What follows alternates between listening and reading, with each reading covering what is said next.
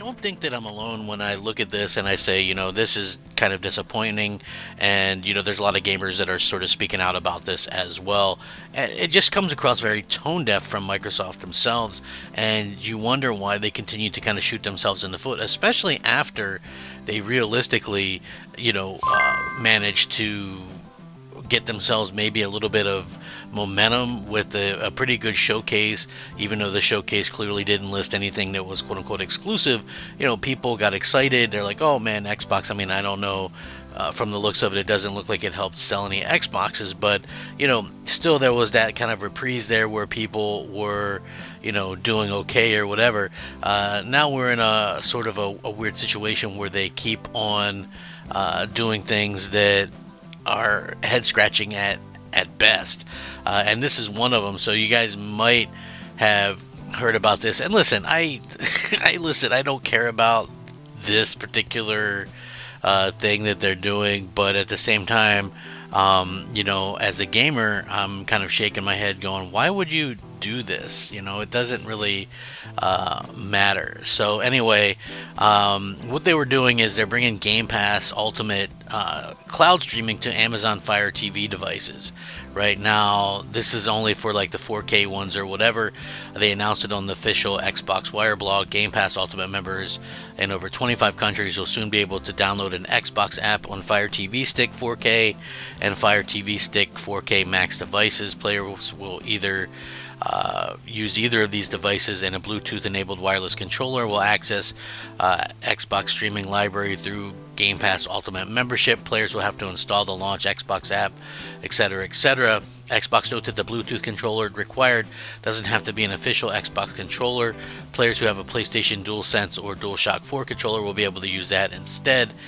So in theory, it means that people with a compatible controller and fast enough internet will be able to play Xbox Series X and S games for the price of a Fire TV stick, which is $50, and Game Pass Ultimate subscription, which is $205 a year. So for $255 a year, you'll be able to play some of the Xbox games in pretty poor quality, regardless of what your internet is. I know what they try and push it, but that's not the part that's funny.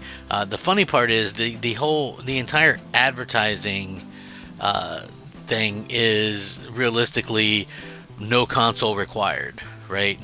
That is the most tone deaf thing I've ever seen. And people go, oh well, what does that mean? They're just trying to advertise it. Listen, Sony does game streaming as well, but could you imagine if they're like, no PlayStation needed? You know what I mean? It's just a bad idea to have that as a means to advertise this, right? Like, you can still have your console and respect your console owners. This just really comes across as tone deaf and pretty much a kind of a slap in the face when it comes to your fans and things. I don't understand the thought process in particular where this is involved, but at the same time, Microsoft has realistically been doing this type of stuff for a little bit, and I've still found it to be a little bit weird because again, I don't look at cloud gaming as anything big. I know that there's going to be certain Xbox fanboys that go, oh, this is going to be huge, this is going to be this. It's like, I heard the same thing when they put all their exclusive on PC. I heard the same thing when they bought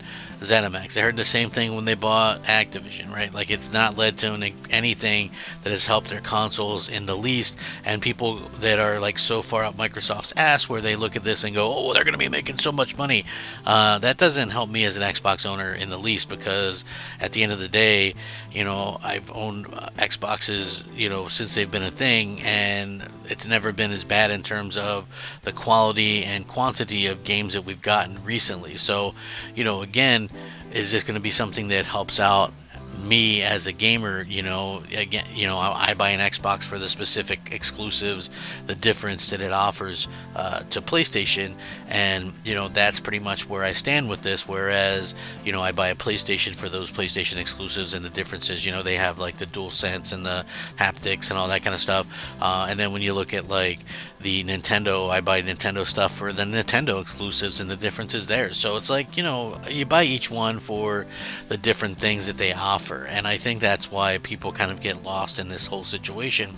But yeah, seeing people kind of disappointed in what Xbox is doing right now, I feel like there's better ways to kind of go about it with advertising and things like that. So, I hope that they kind of reconsider some of this kind of stuff, because at the end of the day, it's a really sad state of affairs that Microsoft is kind of doing this the way that they are. So, just to be completely honest about it and completely, forthright about it, I can understand why there's so many Xbox fans who are kind of sad and pissed off and things like that. So, when it comes down to it, I feel like there is just a ton of better ways that Microsoft could handle this, right? Like, you don't have to go, oh, no console needed or whatever, because this is like the same thing for the past, like, I think 7 years or so, Microsoft has adamantly told people they don't need to buy an Xbox, right?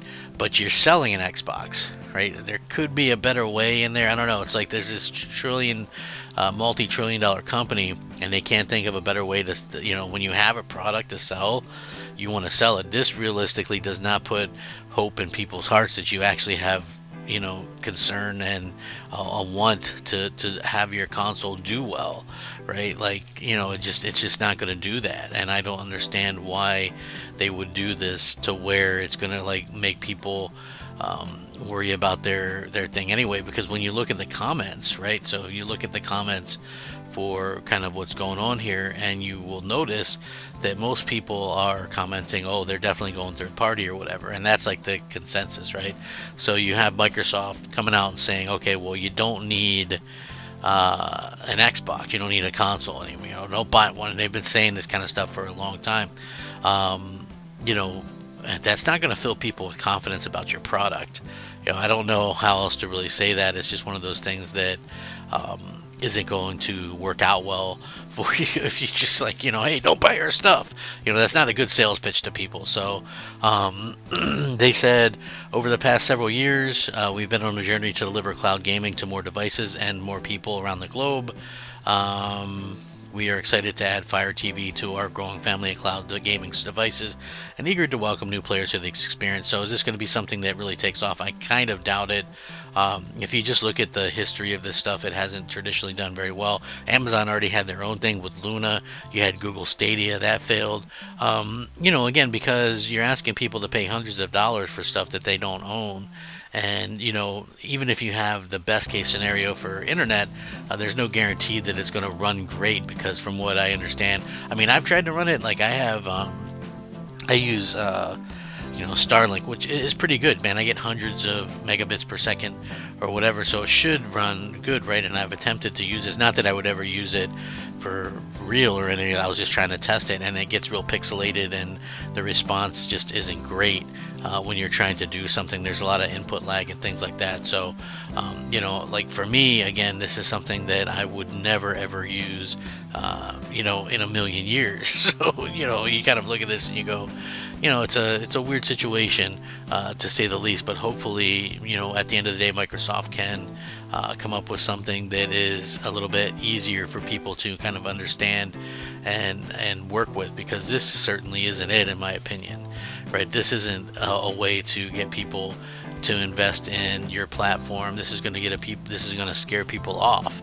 That's the main thing, that point that I kind of want to get across, is this doesn't help at all. There's a much better way to do it. You can advertise, you can have this, right, as an option, but the way that they're advertising this stuff just doesn't work. It makes people worried about the platform, and I think that's a big issue going forward. Is people already think that Xbox is dying, and then you go, oh, well, you don't even need one to play our games, and I think that's the real type of negative point right there, because they were already offering this stuff like, oh, play Game Pass on Meta, now play Xbox on this, or play Xbox on that. It's like, pretty kind of ridiculous, in my opinion, that this was happening in the first place, and it just continues to show, kind of what's wrong with Microsoft and their thought processes. They're kind of all over the place, and you can tell they're kind of like this weird kind of company They're really just kind of pushing this kind of nonsense, at weird times. It's like they never know exactly what they want, and it's so strange to me that people continually back them for this stuff. But I don't know. What do you guys think? Let me know down below. Sound off. How do you guys feel about the ad campaign for this kind of stuff? I don't know. Does it give you confidence in the Xbox console?